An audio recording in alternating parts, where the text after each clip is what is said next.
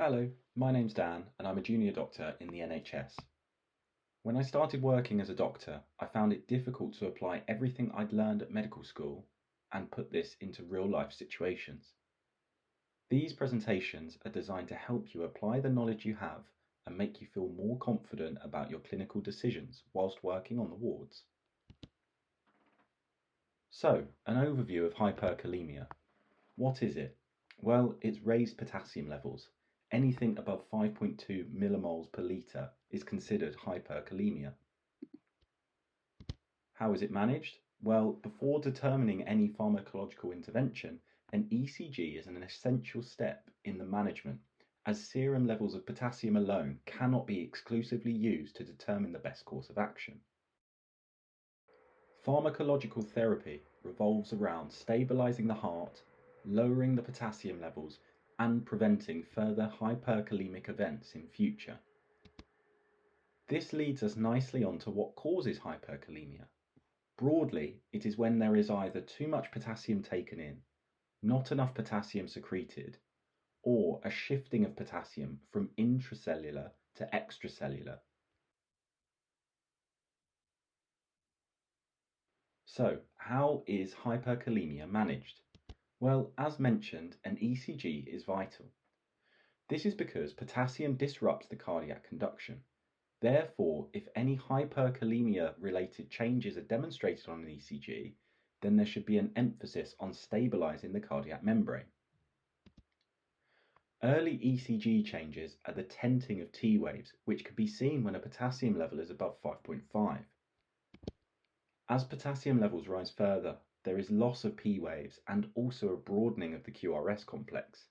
Typically, this is seen with potassium levels above 6.5. When the potassium levels become extremely raised, the typical QRS architecture is lost and instead is replaced with sine waves. So, how would we actually manage high potassium? Well, as mentioned earlier, treatment revolves around stabilizing the heart, bringing down the potassium, and, once resolved, preventing further episodes. We can stabilize the heart with calcium gluconate, as it increases the threshold potential, thereby decreasing the chance of arrhythmias developing. Potassium levels can be brought down through administering insulin and/or salbutamol, as both cause an intracellular shift of potassium via different mechanisms. Ultimately, if pharmacological therapy fails, then hemodialysis may be necessary to lower potassium levels. Hyperkalemia can be prevented through the use of potassium binders, which stops the absorption of potassium from the gut. A low potassium diet may also benefit in preventing future hyperkalemic episodes. Certain medications, including very common agents such as ACE inhibitors and potassium-sparing diuretics, can also raise your serum potassium levels and therefore must be stopped in the acute setting. There should be consideration as to whether to restart the same drug or switch to an alternative drug once the hyperkalemic event has resolved. So, moving on to the causes of hyperkalemia. These can also be broadly categorized into either too much potassium in, not enough potassium excreted, or through a shifting of potassium from intra to extracellular. Diet and medication play a large role in precipitating hyperkalemic episodes. Equally, in the acute setting, some patients may be receiving treatment for recent hypokalemia, which has now been overcorrected. These patients are receiving either oral supplementation or they are receiving potassium-containing fluid.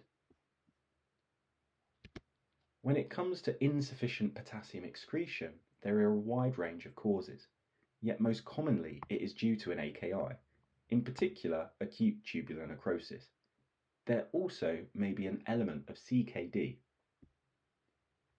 Always suspect a potential diagnosis of Addison's, particularly for patients under the age of 50, as hyperkalemia is a byproduct of insufficient aldosterone, whereby the kidney can now no longer secrete potassium into the urine.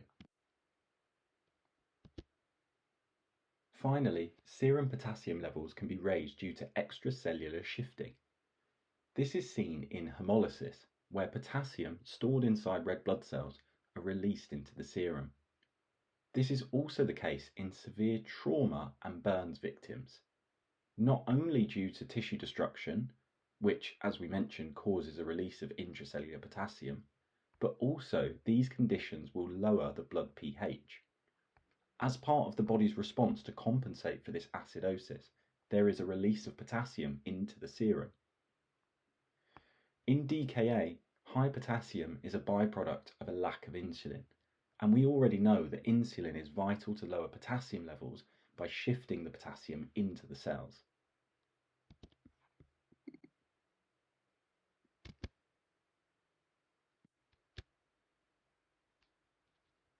I hope you've learned something from this brief dive into hyperkalemia. I've taken a more detailed approach in the app I've created called ClinicalFlow, which is now available to download on the App Store for free. This is an app I wish I'd had when starting work on busy wards as a junior doctor. It aims to equip you with all the essential tools you need to help confidently tackle everyday clinical situations you will encounter. Management for various conditions have been distilled into simple and easy to absorb flowcharts, as you just saw.